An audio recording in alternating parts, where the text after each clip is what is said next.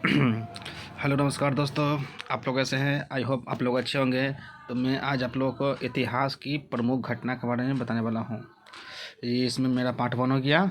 इसी तरीक़ा से आपको पार्ट 4 तक मिलेगा। जो सबसे इम्पोर्टेंट क्वेश्चन है, चाहे बिहार एसएससी हो, बिहार बीपीएससी हो, या यूपी कांस्टेबल, यूपी ऐसा कुछ भी हो दोस्तों, तो पार्ट 1 का क्लास कराने वाला हूँ। जो हर एग्ज़ाम में आपको 4-5 क्वेश्चन इसी से देखने को मिलेगा और इससे आगे कुछ नहीं आएगा। तो चलिए आप लोगों को हम बताने वाला हूँ। ये हो गया हमारा क्वेश्चन नंबर फर्स्ट हो गया, भारत में आर्यों का आगमन। ये हो गया दोस्तों, भारत में आर्यों का आगमन जो ये हुआ था कब?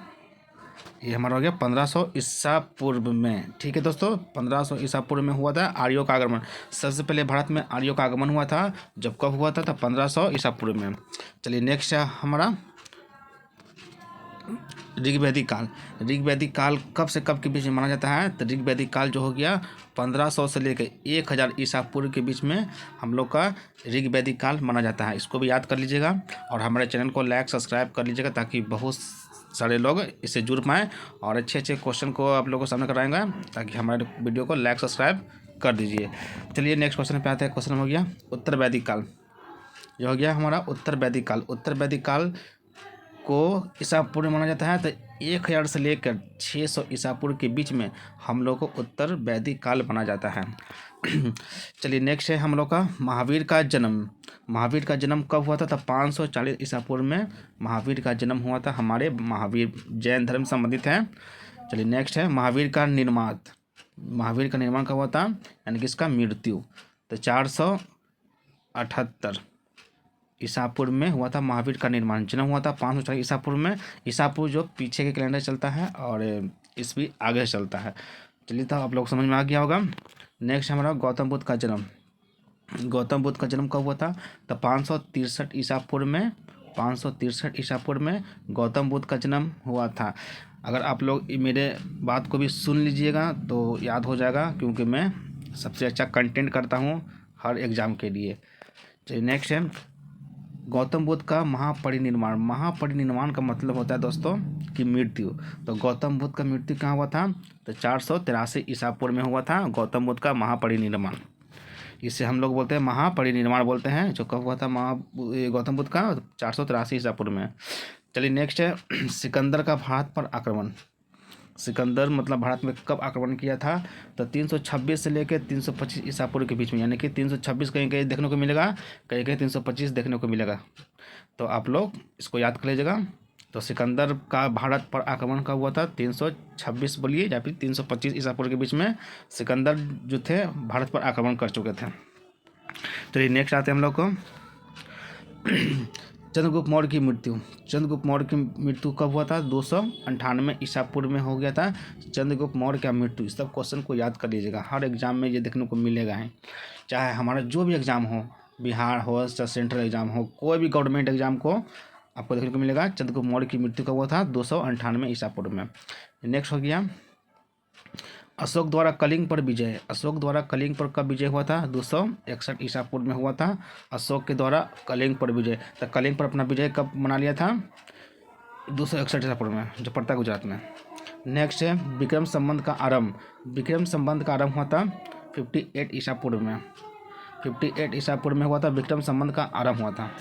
नेक्स्ट है शक संबंध का आरंभ। शक संबंध का आरंभ कब हुआ था? तो 78 ईसा पूर्व में, 78 ईसा पूर्व में हुआ था शक संबंध का आरंभ। नेक्स्ट है हिजरी संबंध का प्रारंभ। हिजरी संबंध का प्रारंभ हुआ था 622 ईस्वी में हुआ था। 622 ईस्वी में हुआ था।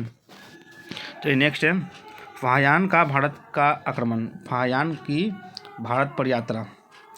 फाहियान जो थे भारत की यात्रा कब किए थे? तो 405 से 11 के बीच में किए थे। फाहियान भारत पर यात्रा किए थे। फाहियान 405 से लेकर 411 के बीच ईस्वी के बीच में। फिर है हर्षवर्धन का शासनकाल। हर्षवर्धन का जो शासनकाल था कब से कब के बीच में था? तो 606 से लेकर 647 ईस्वी के बीच में था हर्षवर्धन का शासनकाल। याद कर लीजिएगा, 606 से 647 के बीच में। नेक्स्ट है हेनसोंग। हेनसोंग की भारत यात्रा। तो हेनसोंग हर्षवर्धन के समय में आया था। कब आया था? तो 1630 ईस्वी में आया था हैनसोंग। नेक्स्ट है चीनी यात्री इत्सिंग। चीनी यात्री इत्सिंग का बिहार भ्रमण। ये क्वेश्चन बिहार एग्जाम में देखने को मिलेगा। ये क्वेश्चन अब कितने बार आ चुके हैं, तो चलिए देखते हैं। चीनी यात्री इत्सिंग का बिहार भ्रमण हुआ था 663 ईस्वी में। चलिए नेक्स्ट है हम लोग का भारत पर मुस्लिम आक्रमण। भारत पर मुस्लिम आक्रमण हुआ था 712 ईस्वी में हुआ था। मुस्लिम लोग का आक्रमण हुआ था भारत में कब, तो 712 ईस्वी में। चलिए नेक्स्ट आते हैं हम लोग को नेक्स्ट क्वेश्चन पे। नेक्स्ट क्वेश्चन हो गया हम लोग का सोमनाथ मंदिर पर आक्रमण। सोमनाथ मंदिर पर आक्रमण कब हुआ था? गजनबी के द्वारा किया गया था, मोहम्मद गजनबी के द्वारा किया गया था सोमनाथ मंदिर पर आक्रमण 1025 ईस्वी में। इसको याद कर लीजिएगा, एक क्वेश्चन देखने को मिलेगा एग्जाम में। नेक्स्ट है तराइन का प्रथम युद्ध। तराइन का प्रथम युद्ध, चाहे तराइन का द्वितीय युद्ध, ये सब हो गया। पहला हो गया 1191 में, द्वितीय हो गया 1192 में। प्रथम 1191 में और द्वितीय 1192 में हुआ था तराइन का द्वितीय युद्ध और प्रथम युद्ध। नेक्स्ट है गुलाम वंश की स्थापना। गुलाम वंश की स्थापना हो गया 1206 में। नेक्स्ट है क्या है इब्न बतूता। इब्न बतूता का भारत आगमन। इब्न बतूता भारत में कब आता है? तो 1333 में। चलिए नेक्स्ट आते हैं हम लोग। इब्न बतूता का भारत का आक्रमण कब हुआ था? 1333 में। नेक्स्ट है विजयनगर साम्राज्य की स्थापना। विजयनगर साम्राज्य की स्थापना हुआ था 1336 ईस्वी में हुआ था। विजयनगर साम्राज्य की स्थापना 1336 ईस्वी में, और हरियर और बुक्का नाम के व्यक्ति विजयनगर की स्थापना किए थे। नेक्स्ट है तैमूरलंग। तैमूरलंग का भारत पर आक्रमण कब हुआ था? तो 1398 ईस्वी में हुआ था तैमूरलंग का भारत पर आक्रमण। चलिए नेक्स्ट है हम लोग का गुरु नानक देव जी का जन्म। गुरु नानक देव जी का जन्म कब हुआ था? 1469 में। 1469 में हुआ था गुरु नानक देव जी का जन्म 1469 में। नेक्स्ट हो गया हम लोग question Vasco D gamma Bharat आगमन, मतलब कब आए थे? वास्को डी गामा भारत पर कब आए थे? 1498 ईस्वी में आए थे वास्को डी गामा भारत पर। नेक्स्ट है आगरा शहर की स्थापना। आगरा शहर की स्थापना कब हुआ था? 1506 ईस्वी में हुआ था आगरा शहर की स्थापना। नेक्स्ट है हम लोग का चौसा का युद्ध। ये है चौसा का युद्ध कब हुआ था? 1539 में। चौसा का युद्ध 1539 में हुआ था। नेक्स्ट है कन्नौज या बिलग्राम का युद्ध। कन्नौज बोले या फिर बिलग्राम का युद्ध, ये कब हुआ था? 1540 ईस्वी में हुआ था। कन्नौज बोले या फिर बिलग्राम, कहीं कहीं देखने को मिलेगा बिलग्राम, कहीं कहीं मिलेगा कन्नौज देखने को। ये युद्ध कब हुआ था? 1540 ईस्वी में हुआ था। चलिए नेक्स्ट आते हैं पानीपत का प्रथम युद्ध, पानीपत का द्वितीय युद्ध और पानीपत का तृतीय युद्ध। 1526 में प्रथम हो गया, 1556 में द्वितीय हो गया, और 1761 में हो गया हमारा तृतीय युद्ध। ठीक है दोस्तों, पानीपत का प्रथम युद्ध 1526, पानीपत का द्वितीय युद्ध 1556 और तृतीय युद्ध हो गया पानीपत का 1761 ईस्वी में हुआ था। नेक्स्ट है अकबर का जन्म। अकबर का जन्म कब हुआ था? 1542 ईस्वी में हुआ था। और अकबर का राजारोहण। अकबर का राजारोहण कब हुआ था? मतलब कि राज गद्दी पर कब बैठे थे अकबर? तब 1556 में बैठ चुके थे। चलिए नेक्स्ट आते हैं।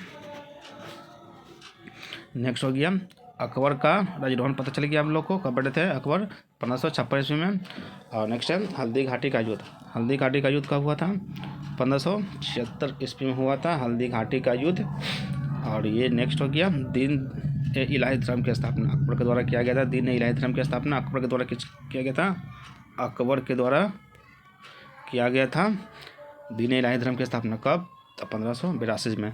चलिए नेक्स्ट है हम लोग का ये क्वेश्चन, लास्ट क्वेश्चन है ईस्ट इंडिया कंपनी की स्थापना। ईस्ट इंडिया कंपनी की स्थापना हुआ था 1600 ईस्वी में। और दोस्तों हम लोग आपको बता देते हैं, ये मेरा पार्ट 1 हो गया है, ये मेरा पार्ट 1 हो गया है। और आगे भी आपको 4 पार्ट करवाएंगे जो सबसे इम्पोर्टेंट क्वेश्चन है, जो बिहार का प्रमुख घटना है। तो हमारे चैनल को लाइक सब्सक्राइब कीजिए और बहुत से बहुत लोगों को शेयर करें ताकि ये वीडियो सबके पास जाए और हर एग्जाम में देखने को मिलेगा। चलिए तब तक के धन्यवाद, best of luck, thank you.